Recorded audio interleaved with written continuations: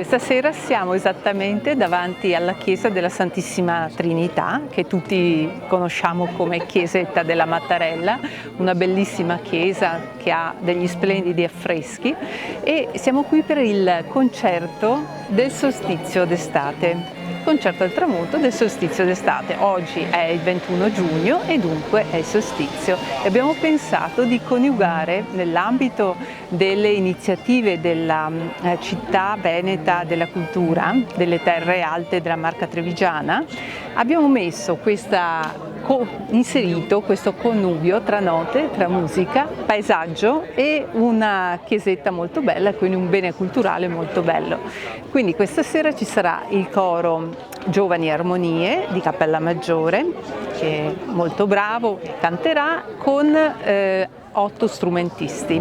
Quindi sarà un bel concerto, molto vario, molto giovane, e il contesto e la cornice è sicuramente molto affascinante e molto suggestiva, quindi spero che sia veramente di gradimento per tutti.